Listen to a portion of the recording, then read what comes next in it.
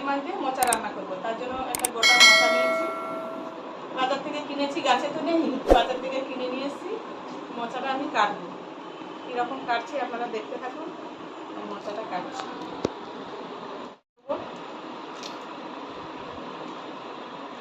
কেটে আমি হলুদ জলে রাখবো, তাহলে মোচাটা কালো হবে না। তার এই ডান্ডাগুলো তুলে নিতে হবে, এগুলো শক্ত তো খেতে পারবে না, টাইম লাগে মোচা কাটতে। হ্যাঁ দেখতে পাচ্ছ,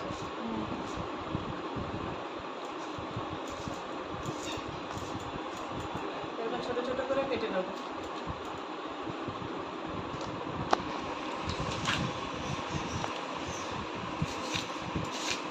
মোচার বড়াও ভালো লাগে। মোচার কোফতা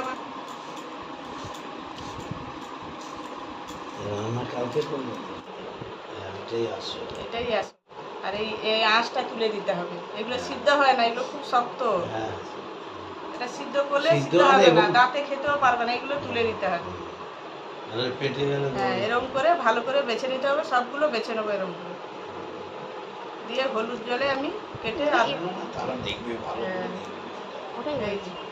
এরকম করে ছাড়াতে হবে, বেরিয়ে যাবে। এই যে কালো কষা, দেখো হলুদ দিয়ে দিচ্ছি, এই দেখো কালো হয়নি, দেখো কি সুন্দর কালার আছে, নাহলে কালো হয়ে যায় মোচা। দিয়ে এটাকে এই হলুদটা কেটে ফেলে দিতে হবে, দিয়ে একদম কুচি কুচি করে কেটে নিতে হবে। এবার তুমি প্রেসারে সিদ্ধ করতে পারো, কড়াই সিদ্ধ করতে পারো। মোচা আর আলু কেটে নিয়েছি, অল্প করে আলু দিয়েছি ছোটো ছোটো কেটে, আর মোচা দিয়েছি। আর এই যে চিংড়ি মাছ দেবো মোচাতে, মোচা চিংড়ি বানাবো। আর রসুন বাটা দেবো, পেঁয়াজ বাটা দেবো, টমেটো দেবো, নেবো। তাই প্রেসার কুকারে দিয়ে দেবো, প্রেসার কুকারে দিয়ে হালকা জোরে সিটি দিয়ে জল দিয়ে দেবো। ঢেলে দিয়েছি, এই দেখুন সিদ্ধ হয়ে গেছে। কড়াতে দিয়ে দেবো, তেল গরম হয়ে তুলে নেবো। প্রথমে আমি রসুনটা দিয়ে দেবো,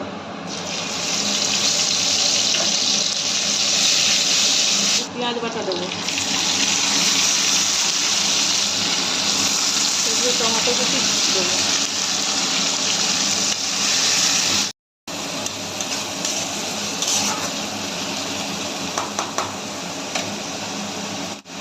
লঙ্কা, হলুদ, লবণ পরিমাণ মতো দেবো, ছোলাটা দিয়ে দেবো, জিরে গুঁড়ো,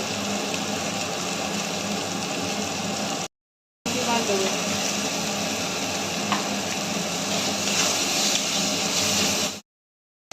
অল্প করে জল দেবো,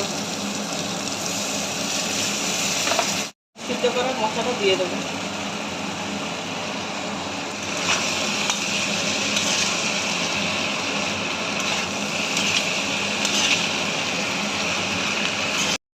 মোচাতে আমি জল দেবো না, মোচা সিদ্ধ করা আছে তো, তাই এমনিতেই জল বেরিয়ে যাবে।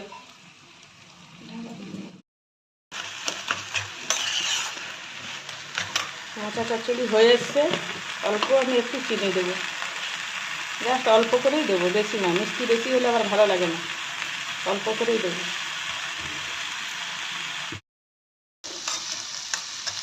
এবার আমি ভাজা মশলা দেবো, মোচা হয়ে গেছে, ভাজা মশলা দেবো।